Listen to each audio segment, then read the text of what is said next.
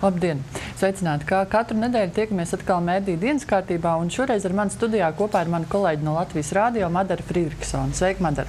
Sveiki, Ilze! Sāksim un droši vien ar tām lietām, kas ir pašas svaigākās, aktuālākās. Šodien Saeimā tika skatīts jautājums par to, vai būtu jāizmeklē vai jāskatās uz to, kas, kā un kāpēc nopērk pārdod Citadeles banku.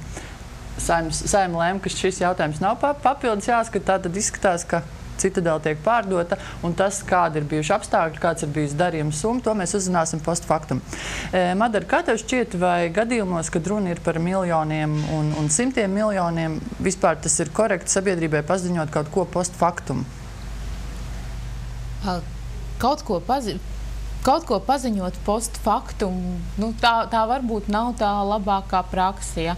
No otras puses mums ir jāsaprot to, ka, ja tas galvenais arguments ir tas, ka šī banka pat laban pelna, un ka šī cena mums šķiet zema, ir vairāki blakus apstākļi, ja, par kuriem varbūt šie cilvēki tik daudz nerunā. Tas pirmais apstākļis ir tas, ka protams, ka ekonomiskā krīze, ko mēs piedzīvojām 2008. un 2009. gadā, nav skārusi tikai Latviju, viņa ir skārusi visu Eiropu.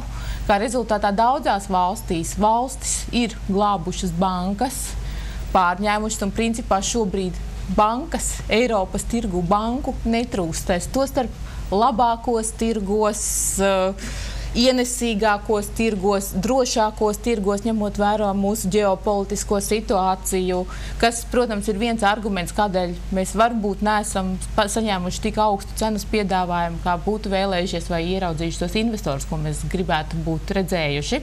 No otras puses, runājot par cenu, vienmēr, man liekas, ir tieši saistībā ar Citadeli ļoti svētīgi atcerēties šo stāstu par Valēriju Karginu un Viktoru Krasovicki, kas 2008. gada sākumā nepārdeva Citadeles banku, ja priekšteci tās Parex banku par 1 miljārdu eiro. Viņi nepārdeva, Viņi nepārdeva, jo viņiem šķita, ka šī piedāvātā cena ir par zemu. Pēc 11 mēnešiem viņi atdeva valstī savas akcijas par 2 latiem. Tā brīža naudā, mūsu naudā, tur nepilni 3 eiro šobrīd sanāktu.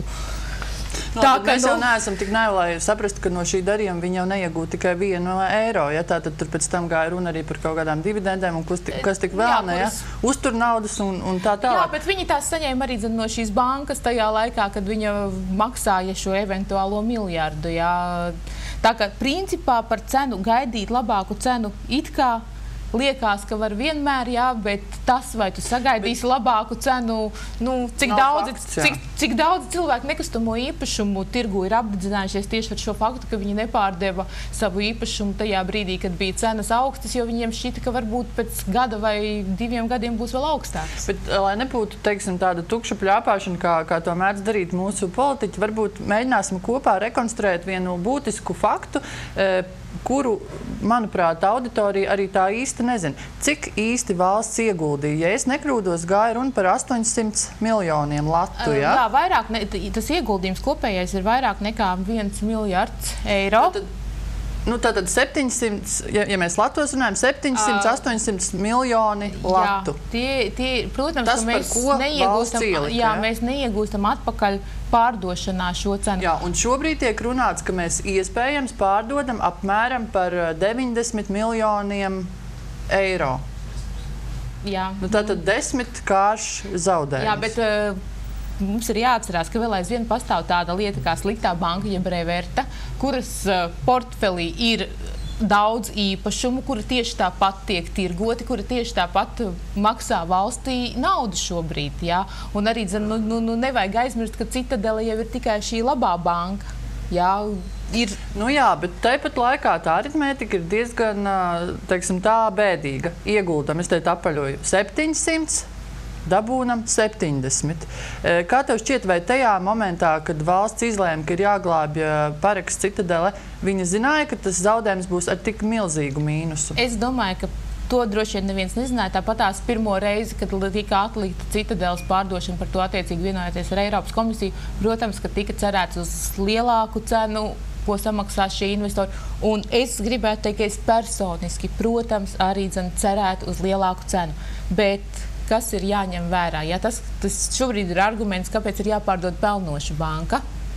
Eiropa saka, ka valstī nav raksturīgi nodarboties ar banku sektoru. Tātad ir jāatbrīvojas no lietām, kas valstī nepiedien. Tieši tā, bet principā šajā situācijā, kad mēs redzam, ka šī cena ir tāda, kā viņa ir, protams, ka vienīgais, ko varētu darīt, bet kur es baidos, ka vilciens jau ir aizgājis, būtu mēģināt runāt varbūt ar Eiropas komisiju, varbūt kaut kādā veidā kaulēties par atļauju vēlreiz atlikt šo pārdošanu. Bet, protams, tas nekādā gadījumā nenozīmē to, ka pēc gada šī citadele maksās vairāk. Iespējams, var gadīties, ka viņi maksās vēl zemāku cenu. Bet labi, piemēram, lai mēs saprastu, kas tad vispār valsts budžetam ir, piemēram, zaudējums, atkal apaļoši 600 miljoni.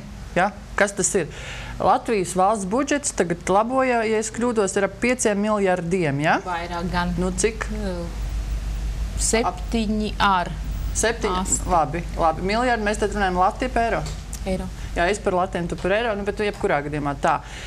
Tas, kas šobrīd, piemēram, trūkst veselības aprūpē, tas, ko veselības aprūpe gribētu un nekādīgi nevar dabūt, tie ir apmēram 40 miljoni.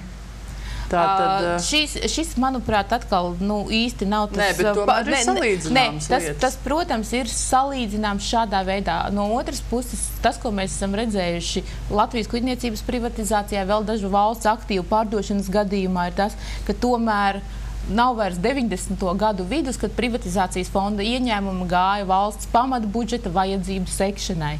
Tas, principā, jebkurā gadījumā nozīmētu naudu, kas iespējams tiek rezervēta varbūt kādu Eiropas Savienības fondu līdzfinansēšanai, varbūt kādām citām valsts budžeta investīcijām, jo, principā, tā nekādā gadījumā nav laba prakse vienreizējus ieņēmumus no kādas pārdošanas, no kāda īpašuma pārdošanas ielikt programmās, kurās pēc tam, jebkurā gadījumā, turpmākajos gados, jebkurā gadījumā būs vajadzīgs vismaz šis pats finansējums, kuru jau būs jāsmagās no citiem avotiem. Kā saka, mēs šobrīd runājam pārāk sarežģīti. Man ir bailes, ka mēs viens otru saprotam, skatītāji iespējams, jo saproti, cilvēkam interesē tādas elementāras aritmētikas, kā 1 + 1 ir 2, ja? Piemēram, veselībai trūks 40 miljoni. Tas ir kaut kas skaidrs. Ja?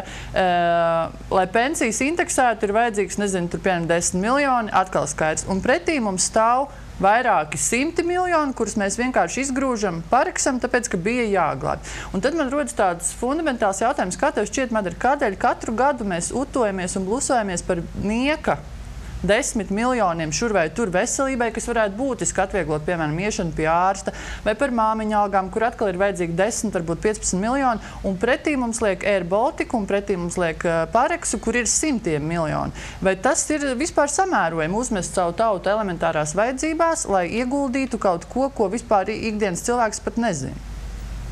Tas ir tāds, droši vien, ka jau filozofisks jautājums, ja tai pašā laikā, lai kam es daudzās aspektos varu nepiekrist, piemēram, Latvijas bankai, bet tam, kā Pareks nobrukšana vai vienkārši aizslēgšana, ka tās būtu dramatiskas sekas, un tas, ko mēs piedzīvojām 9. un 10. gadā, mums liktos ļoti maigi, kā tas, ja mēs būtu piedzīvojuši šo Pareks zaudējumu, kas principā nozīmē, ka jebkurš konts šajā bankā principā tiktu iesaldēts uz kaut kādu absolūti nezināmu laiku. No garantija fonda tiktu izmaksātas, mēs redzam Latvijas Krājbankas piemēru, ja, kur, lai arī izmaksāja no garantija fondiem. Bet pasaka tādā vienkāršā valodā, tavuprāt, kas no tā nobankrotē Pareks? Kas man ikdienas cilvēkam? Jā, protams, atcerēsimies, ka Pareksā, man liekas, pēdējā brīdī jau bija visi valsts iestāžu darbinieku konti, pareizi? Tas jau bija pēc tam. Visi gluži ne, bet, protams, ka bija lielas summas, kas bija valstī un pašvaldībām, kas nevarētu saņemt atpakaļ. Tā nauda, ko pazaudēja, piemēram, Rīgas doma, tos 10 miljonus Krājbankā. Jā, tas būtu pilnīgs sniegs salīdzinājumā ar to, ko Latvijas iedzīvotāji, Latvijas uzņēmēji būtu zaudējuši Pareks krīzē. Turklāt ir jāņem vērā, ka Pareks bija vienkārši arī ieslēgts visā Baltijas banku sistēmā, kas principā nozīmē, ka problēmas automātiski arī rastos citām bankām, jo arī tā uzticība citām bankām zustu, viņi jau tāpat jau daļēji zuda. Jā, tad mēs piedzīvot tagad sanāk, ka latvieši ir samaksājuši par to, lai Igaunijā, Lietuvā banku sektoram pastāvētu uzticība. Starp citu, jā, un starp citu Igauņi to arī... Viņi saka mums lielu paldies. Nē, tieši tā, es esmu savulaik intervējusi Igaunijas finanšu ministru, kurš saka, ka principā no tāda, arī varētu teikt, no kaimiņa attiecību viedokļa, no ģeopolitiskā viedokļa, no finanšu sistēmas stabilitātes viedokļa, principā Latvijas valdībai īstas izvēles nebija. Protams, ka par to cenu, kas ir tagad piedāvāt, mēs varētu diskutēt, bet te ir jāņem vērā. Cik piedāvā, tik piedāvā. Ja mums saka, ka tas ir labākais no variantiem, tad pagaidām nav iemesla neticēt. Man vienīgais, kas man interesētu visā šajā, labi, ir mums šī konkrētā piedāvātā cena. Vai valdība izvirza investoram vēl kādus nosacījumus? Piemēram, ka viņam ir jāpiesaista kredītresursi un aktīvi jādarbojas Latvijas kreditēšanas tirgū, izsniedzot jaunus kredītus? Priekš kam? Priekš tam, tā kā mēs šobrīd redzam jau 5 gadu garumā, ka kredītu pieaugums ir ar mīnusu, kas nozīmē, ka kredīti ir grūti pieejami ne tikai iedzīvotājiem, bet arī uzņēmējiem. Ar Citadeles pašreizējo peļņu, tā bija pagājušajā gadā. Principā pietiek dažu nopietnu projektu kreditēšanai. Bet Hipoteka banka taču restruktūrizē, un mums šobrīd Latvijā ir vesela tāda institūcija, kas nodarbojas ar... Tās ir specifiskas mazo vidēju uzņēmumu, lauksaimniecības atbalsta programmas, vēl ir kaut kādas sieviešu biznesa atbalsta problēmas. Principā, par to ekonomisti par to, kā par problēmu, ka bankas nekreditē, šobrīd runā jau ilgu laiku. Mēs saprotam, kāpēc Skandināvi to nedara, tādēļ, ka viņu mātes bankas ir apdedzinājušās šajā tirgu. Viņas principā arī nevēlās dot bankām šos resursus un ļaut brīvi audzēt šeit atkal kredītu masu. Tādēļ principā bet tirgus ir pašregulējoši. Pieņemsim varbūt no otras puses. Ja valsts pateiks jaunajiem investoriem, tagad jūs nopērkat Citadeli un lūdzu sāciet kreditēt. Atkal sāksies kaut kāds nekustamā īpašuma bums, atkal tiks runāts par to, ka mēs varam nerunāt par nekustamā īpašuma bumu. Piemēram, nāks vaļā jaunais Eiropas Savienības struktūra fonda plānošanas periods. Uzņēmējiem vajadzēs līdzfinansējumu atkarībā no projekta līdz 50 vai vēl vairāk procentiem. Lielākajai daļai uzņēmumu, kas gribēs, piemēram, realizēt projektu par 3 miljoniem eiro, vajadzēs pašiem ieguldīt šo 1,5 miljonu. Viņiem būs, visticamāk, nebūs šo brīvo līdzekļu pašiem. Viņiem būs jāaizņemās bankā, lai viņi varētu līdzfinansēt šo Eiropas Savienības projektu. Ja bankas nesāks labvēlīgāk, aktīvāk kreditēt, tad atveroties šim jaunajam plānošanas periodam, mums būs atkal tā, ka pirmos gadus būs reāls pārrāvums šajā projekta īstenošanā. Daļai var piekrist, bet tāpat laikā es dzirdēju vienu diskusiju starp, manuprāt, Kalvīša kungu un Reiru, laikam tā, kur tika runāts tātad par Citadeles bankas problēmu pirmsākumiem. Un šobrīd, kad mēs stāvam tieši vēlēšanu priekšvakarā, būtiski būtu saprast vienu lietu. Tad mums ir milzīgs mīnus, tādēļ, ka esam ieguldījuši Citadeles bankā to, ko nekad vairs neatgūsim. Tāpat laikā valdība nedod naudu visām tām lietām, ko es uzskaitīju. Bet kurš tad pieņēma lēmumu, ka Citadeles banka ir jāglābj? Un tas savukārt bija Ivars Godmanis, ja es nekļūdos. Tā bija Ivara Godmaņa vadītā valdība. Šis lēmums gan bija, kas ir fiksēts arī dažādos protokolos, solidārs, jo šis... Nē, bet tur vienotība, man liekas, neesot gājusi balsot kaut kā tā, tur esot bijis. Vienotība nebija pārstāvēta tā laika valdībā, arī nebija pārstāvēts jaunais laiks, kas ir vienotības tā kā priekštecis. Tādā ziņā, protams, ka var teikt, ka vienotība kaut kādā veidā izstrēp sekas no otras puses. Man patiešām ārzemju eksperti ir teikuši, ka principā nebija varianta neglābt, ka tam būtu tiešām bijušas ļoti, ļoti ļaunas sekas. Tad mēs būtu aizgājuši par Īslandes ceļu, kur mēs zinām, šī valsts vienkārši defaultētu. Jā, mēs varbūt nevarētu aizņemties no Starptautiskā valūtas fonda, ko mēs jau esam visu atdevuši no Eiropas komisijas. Varbūt mums nāktos arī iet un meklēt šo naudu pie mūsu kaimiņu valsts. Bet tad, lūk, manuprāt, izsvērti un diezgan analītiski. Un tāpat laikā ceru, ka jums saprotamā veidā abas ar Madaru esam mēģinājuši izstāstīt, kas ir noticis ar Citadeles banku, cik ir ieguldīts, cik nav dabūts, kam vēl nav iedots un kurš pieņēma lēmumus. Tad, kad iesiet uz vēlēšanām, atcerieties varbūt šo te stāstu, ja jums tas ir būtiski, Madara saka, ka citu iespēju nebija. Ir eksperti, kas saka, kāds var būt, ka valstī nav 40 miljoni jauniem vecākiem, bet ir 700 miljoni, ko atdot Citadelē. Domājiet paši. Nu, lūk, tad varbūt ķeramies klāt pie nākamā jautājuma, kur arī katram vēlētājam būs viela pārdomām, proti Vienotība ir stāstījusi, atspērsies, ka vienīgais premjera kandidāts, kas vispār var būt un ir iespējams, ir Laimdots Straujuma. Neteiksim, ka es privāti esmu par viņu sajūsmā, bet tāpat laikā viņa ir aizstājusi Valdu Dombrovski, zināms reitingus un zināms darbošanās pastāv.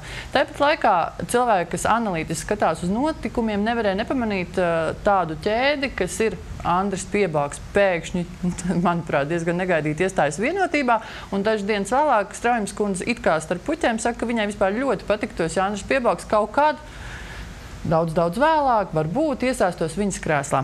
Madara, runājot ar ekspertiem, eksperti saka, ka viss nav tik vienkārši, kā izskatās, vai tik nebūs tā, ka Vienotība uzmetīs savus vēlētājus un brīdī, kad jau būs notikušas vēlēšanas, pateiks, ka Piebalgs ir piemērotāks, un tad tur ir viens tāds liels, bet atcerēsimies, ka no nākamā gada 1. janvāra Latvija ir prezidējošā valsts Eiropas Savienības padomē, kas nozīmē to, ka premjeram punkts A ļoti labi jārunā angliski, kas Straujums kundzei klibo, punkts B ļoti labi jāpārzina šī Eiropas Savienības konjunktūra, kas viņai gan varētu piemest, jo viņa tomēr ir daudz tur strādājusi. Punkts C, viņai ir vispār jābūt nepārtraukt tādā atpazīstamības un publicitātes lokā, kas viņai varbūt vispār pat nepatiktu. Vai tu sagaidi, ka Piebalgs pēkšņi parādās kā premjers? Es ļoti pieļauju šo domu. Patiesībā jāteic godīgi, ka man arī milzīgs pārsteigums šie jaunumi nebija. Jo arī jau iepriekš no dažiem Piebalga kunga izteikumiem, kas bija laikā, kad mēs bijām bez premjera, jo Valdis Dombrovskis bija demisionējis un vēl īsti nebija izvēlēts. Šis jaunais kandidāts Piebalga kungs, protams, tika minēts kā viens no iespējamajiem kandidātiem. Un Piebalga kungs tajā brīdī teica, ka nav tā kā pienācis tas brīdis. Šobrīd, kad komisija, kurā viņš ir bijis komisārs, ir principā aizejoša komisija, ir ļoti loģiski, ka Piebalga kungam ir jāraugās pēc kaut kādām tālākas karjeras iespējām. Jā, droši vien, ka ir tikai loģiski, ja cilvēks pirmām kārtām raugās uz savu dzimto zemi, un arī viņš jau iepriekš bija pieļāvis. Vismaz, kā saka, viņš nebija neteicis nē tam, kad viņš kādreiz varētu pretendēt uz augstiem amatiem šeit, un arī to, ka viņš varētu pievienoties Vienotībai. Jā, bet tur ir viens milzīgs bet, jo no vienas puses ir tāda objektīvā realitāte. Protams, Dīrko līgas ir daudz sliktāk Eiropas prezidentūras kontekstā nekā Piebalgs ar savu perfektu angļu valodu un, teiksim, arī zināšanām. Tas tā kā būtu skaidrs, bet no otras puses, taču vēlētājs tiek, es negribu lietot šarkonu, bet principā viņš tiek uzmests, jo, ja tu nostādi kaut vai mēdī diskusijās rindā visus šos te premjera amata kandidātus, tad man šobrīd nāk smiekli, jo tur puse cilvēku, sākot ar Ušakovu, Robertu Zīlu un šobrīd arī izskatās Straujumu, ir cilvēki, kas pat netaisās tur būt. Bet cilvēki taču balsot to starp ļoti lielā mērā par partiju, kā par premjeru kandidātu. Tā atkal ir vienkārši tāda vēsturiska tradīcija, kas mums ir izveidojusies, kas, starp citu, šķiet, ka nebija raksturīga pirmajām Saeimas vēlēšanām pēc neatkarības atgūšanas. Uz 6. Saeimas vēlēšanām tur jau ienāca tas Albertu Kaulu, ar šo reklāmas kampaņu Albertu Kaulu par ministru prezidentu jau ienāca šis elements, bet principā ir tā, ka, godīgi sakot, es personiski šos 15 gadus rakstot par politiku, nekad neesmu īsti koncentrējusies un fokusējusies uz tiem ministru prezidenta amata kandidātiem. Jo, principā, ja mēs neskaitām Valdi Dombrovski... Bet mēs viņu skaitam, jo par Vienotību ļoti ilgu laiku cilvēku balsoja labi, ne tikai, bet 80% kā par Valdi Dombrovski premjeru krēslā. Turklāt, cik man ir informācija attiecībā uz Vienotību jau brīdī, kad tika apstiprināta Laimdots Straujumas valdība, faktiski Vienotībā bija bijušas iekšējas vienošanās, kad Straujums kundze ir tas cilvēks, kas vada valdību līdz vēlēšanām. Viņi ir tāds zināmā mērā tehnisks premjerministrs. Jā, tas ir viens liels bet, jo principā, kā jau es saku, objektīvie rādītāji varētu pat teikt, Piebalgs varētu būt piemērotāks premjera amatam nekā Straujuma. Bet es jutīšos vīlusies tajā brīdī, kad nāks klajā paziņojums, ka, un tad būs, es nezinu, veselības problēmas, vai, es nezinu, ģimenes apstākļi, vai kas vēl, kas straujam neturpina pildīt un par premjeru, teiksim, tiek virzīts Piebalgs. Tur gan jāsaprot, ka pēdējo gala vārdu, protams, teiks Andris Bērziņš. Viņš jau šonedēļ arī Latvijas radio krustpunktos pauda šo gatavību ļoti aktīvi iesaistīties jaunā valdības vadītāja amatā, kas zīmīgi arī liekot akcentu uz šo prezidentūru, uz nepieciešamību, ka kandidātiem, kas būs ministru kandidāti, ir jābūt pieredzējušiem cilvēkiem. Redz, Madara mums tagad dod tādu āķi, ka iespējams vienotība mazgās rokas nevainībām. Varbūt Andris Bērziņš būs tas, kurš teiks, varbūt nelaimi dot, varbūt Piebalgu. Tā bija jāsaprot tavs mājās. Visādi var gadīties. Katrā ziņā šonedēļ prezidents Latvijas radio, ka šajā krustpunkta intervijā diezgan skaidri lika noprast, ka saistībā, kad premjera izvēles procesā viņš turēs prātā šo Eiropas Savienības padomes prezidentūru un turēs prātā to, ka mūsu ministriem būs jābūt tā kā reprezentablākiem varbūt nekā mēs esam ieraduši. Bet tur jau arī jāsaprot, ka lielākā atbildība gulsies principā uz 3 valdības locekļiem. Premjers, ārlietu ministrs un droši vien arī finanšu ministrs.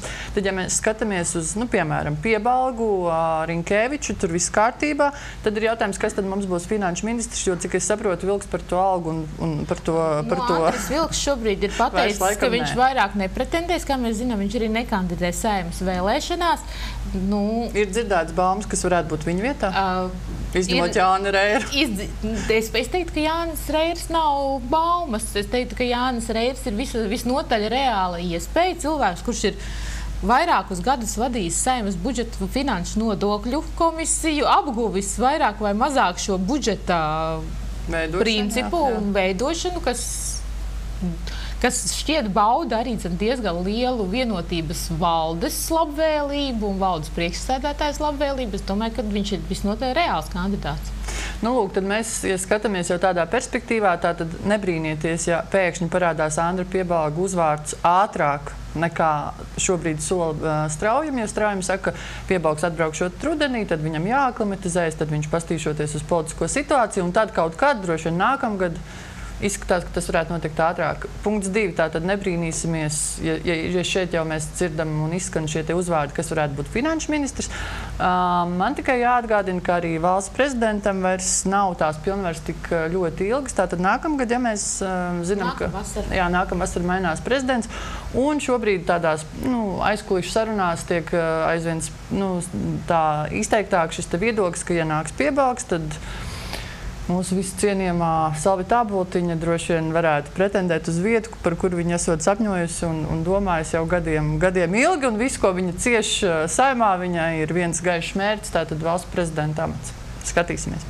Varbūt raidījuma noslēgumā gribās pieskarties pie jautājuma, kas nav tik ļoti saistīts ar iekšpolitiku, lai gan tostarp arī ar Latviju. Tātad Eiropa pārņem atvienošanās bums. Šodien notiek balsojums Skotijā. Jau tiek runāts, ka, ja Skoti atvienošoties, tad Velsi jau negaidīšot. Es zinu, Madara, ka tu esi Anglijas fans un monarhijas droši vien piekritēji. Saki, kādām jūtām tu sagaidi šo referendumu, un vai tev šķiet, jo, piemēram, man šķiet tā, ka cilvēki, kas dzīvo lielās valstīs, tādi kā Anglija, viņi nesaprot, cik grūti ir būt mazām, ko ļoti labi zinām mēs, un vai tik Skoti neapdedzināsies, ja viņi atvienosies, kā viņi vispār finansiāli, ekonomiski un politiski varētu pastāvēt? Finansiāli un ekonomiski viņiem, protams, ir cerības uz to, ka tieši Skotijas šelfā atrodas naftas un gāzes ieguves. Tas, protams, tas, kas ir ar Skotiem, ne tādēļ, ka man patīk, tiešām man ļoti simpatizē Lielbritānija dažādu vēsturisku apstākļu. Protams, ka šeit ir ļoti sarežģīta vēsture starp Angļiem un Skotiem, un arī mūsdienās Skoti nav aizmirsuši tās pārestības, kas ir piedzīvotas pirms daudziem gadsimtiem. Daudzi Skoti tik tiešām ļoti distancējās, vienmēr saka, es neesmu Anglis, es esmu Skots, jo tur patiesībā, tā ir ļoti dziļa. Tas viss ir saprotams, ja tavuprāt, ja viņi tiešām šodien nobalsoja, lai gan saka, ka drīzāk tā kā nē. Tavuprāt, viņiem ir nākotne, politiskā, ekonomiskā? Ne, patiesībā vispār ir ļoti dīvaina tā Skotijas motivācija, ja neskaita visas šīs vēsturiskās sāpes, jo principā šobrīd viņi jau ir teikuši, ka jebkurā gadījumā, lai gan savulaik bija Anglijai karaliene un Skotijai karaliene, un kā mēs zinām, Anglijas karaliene Elizabete I lika Skotijas karaliene Mariju Stjuarti sodīt ar nāvi. Viņi ir šobrīd, Skoti saka, ka viņi jebkurā gadījumā paliktu karalienes Elizabetes II pavalstnieki, tātad viņi neplāno mainīt karaļnamu un savu formālo valsts augstāko amatpersonu. Skotijai jau šobrīd ir parlaments. Bet tu uzskati, ka principā tas ir vairāk tāds žests un pašapliecināšanās nekā... Tas ir, bet tur ir jāņem vērā. Tiešām ir šī ļoti garā un sāpīgā angļu un skotu vēsture attiecību, kas patiesībā, manuprāt, rāda to, ka nekad nepietiek ar to, ka mēs atvainojamies viens otram un ar to viss ir izsmelts. Nu jā, tātad šodien un turpmākās dienas ar interesi skatīsimies, kas tad notiek Skotijā. Jāsaka, ka vēsture droši vien tiešām daudzām tautām ir sāpīga, un tad ir jautājums, kurš nu var to pārkāpt un iet tālāk, un kurš ne. Labi, teikšu paldies, Madara, ka atrada laiku. Paldies jums, ka skatījāties, un visu labu! Visu labu!